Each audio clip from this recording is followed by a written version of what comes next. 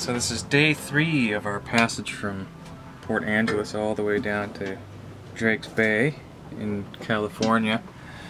And we're somewhere off the coast of southern Washington, I guess, at this point. Or close to Oregon, anyway. And we're just trying to negotiate our way around this cell out here. Got a bit of a storm cell happening. Small and localized anyway. Nothing too severe, but it's kicked up a little bit more wind for us, so we're doing a nice, probably 6 knots average out here.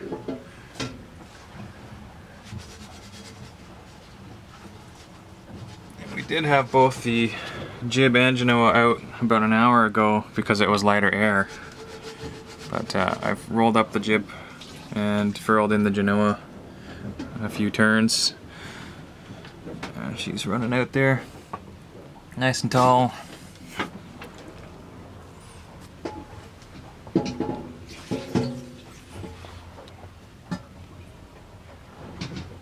And the main is full out.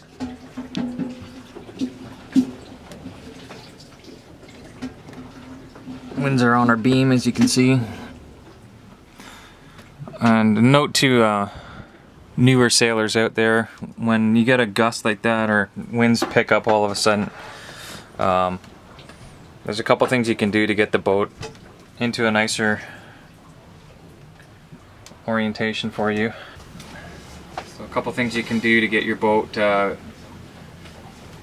settling down when there's a good bit of wind hitting you. So immediately I like to let out the main sheet to depower the boat and level it off a little bit, and then obviously in this case lose some sail area, which was the jib, and obviously let out the genoa as well to depower the head sail a little bit and furl it up a few turns to lose some sail area again. That naturally flattens the boat out quite a bit. And in addition to that, you can turn off the wind. So we were, as soon as the gusts were hitting, we were rounding upwind quite a bit with our sails sheeted in a fair amount. So the closer you are to windward, especially with your sheets in quite a bit, the harder the boat wants to round up.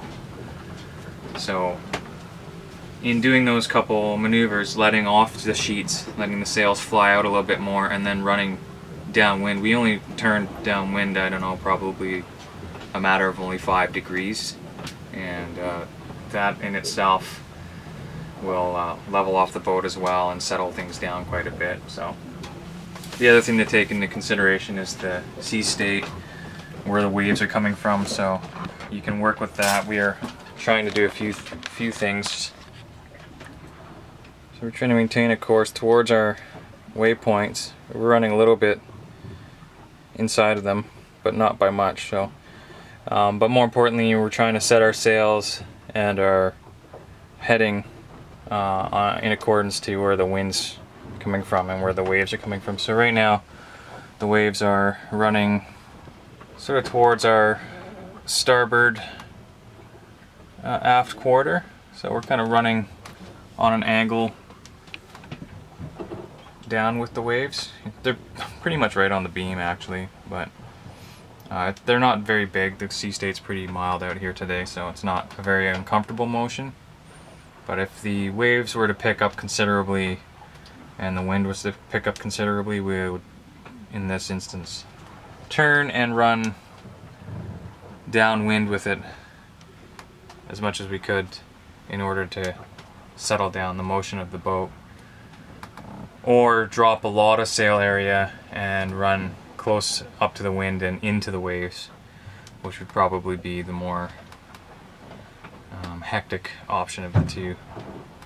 So just a couple things to consider. In this case, we're still doing a nice 6 knots, and the boat's running real nice and flat with still a lot of sail area out. Things to consider when you're trying to figure out what to do out in the open ocean to keep your boat from going crazy. Yeah, the storm cells kind of moved from our starboard to our bow, so... Yeah, it's moving across in front of us, isn't it? It's moving across our path. It is. So that's something to watch. We'll probably want to turn if the winds drop off a little bit, which they seem to be dropping off as this crosses ahead of us. We could consider running back out and around this little bit of a system, but it's probably just going to blow right past us anyway. It's already started to. Yeah.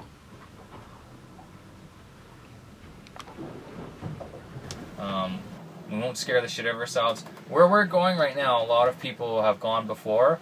It's a one-way street. They'll get down to the Sea of Cortez and list their boat for sale, because one or both parties was like, I'm fucking never doing that again. I'm never doing that. Was terrifying, and I'm never doing that again. We're putting the boat for sale. We're gonna drive a fucking car home, or flying, get on a plane, and be home in a day. Why would I do that again, right? This is not for the faint of heart, and people, like you were saying, don't respect the reality of the seas. Being a surfer, I've literally put my life on the line just for pure shits and giggles, going out surfing. Yeah. I also have a ton of respect for the realities of what kind of power is packed in every punch of these waves.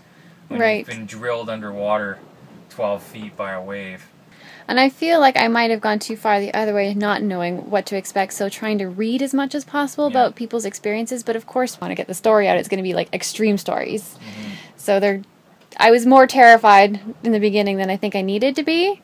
Scared myself a little silly, but I felt that I was being childish. But I've talked to like other newbie sailors who literally are going to be doing the same things for the first time, and just completely nonplussed. Like, they could not have cared less, did not seem at all worried, even though they were brand new, like unlike you, who has experience and has given me the confidence to come out here and do this. And I have no idea how they can be so calm. And it made me feel stupid even for like being worried at all about coming out here, which I thought it's stupid to feel that I would be stupid about that, because this is a serious thing to do this. Well, you don't know what you don't know. Yeah. No, it's true though, right? Like. Well, what do you think about that, dude? What do you think about my attitude versus other newbies out there who seem to be like totally chill about all of it? I think he has two different extremes. On the one extreme, they're not even water people, right? So they don't know anything about the realities of what large bodies of water can do, right? And on the other extreme is you have some knowledge from like lifeguarding and stuff of like, and surfing with me a little bit and stuff like that of the power of the ocean, and then your knowledge became almost excessively academic, to the point where you had, like you said, like all of the worst case scenarios in your mind without the context. In both ends of the extreme spectrum there's no context. So on the one extreme, they don't have any context of how fucking dangerous it can be, and on the other end of the spectrum, you don't have any context for how manageable it can be. Right.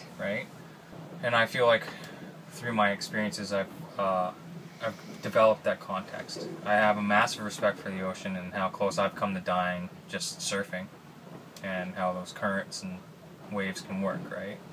But it also has given me the perspective that if I can survive that as the only tool, then a 42-foot steel ship designed for oceans can survive that, right? And then we therefore can survive that with the proper experience and, preparation.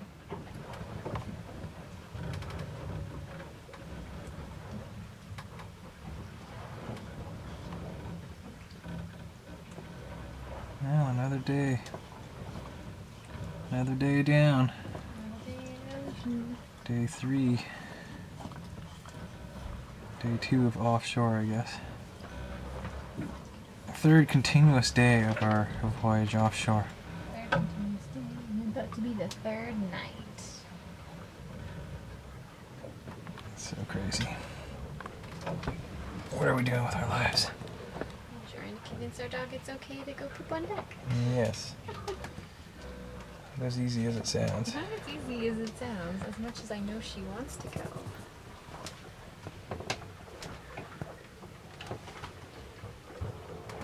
This is pretty cool.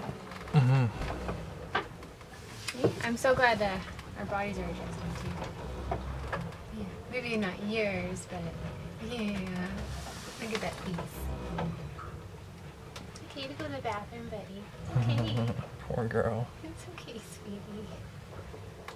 She was so bandy this morning, and then having that big first pee was just like amazing. Yeah, she had her first pee on board. And now we're definitely anticipating her first poo. That's a poo face for sure. I'm sure she's anticipating. Oh yeah, she's knowing it's coming. She's trying to hold it back. I'm thinking about it. Yeah. See, you did it on deck and it was fine. You said, good job. You were like happy. You can do it. It's okay. It's okay. Poor girl. Yeah, it's not fun holding it in. If she gets the first one out and we congratulate her, I'm sure she'll You gotta feel get that really high energy. Yeah. She really loves that, where you're just like, you're so amazing, dog. Oh my god. She's like, oh my god, this is amazing. Yeah. Yes. Yes, you're a good girl. She's a good dog. You can do it. You can do it. And we'll be so happy. Yes. You don't have to pay it and hold it in each time. Yes.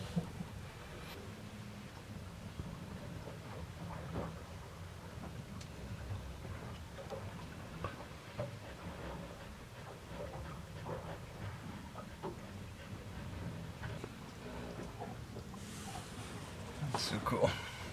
So romantic.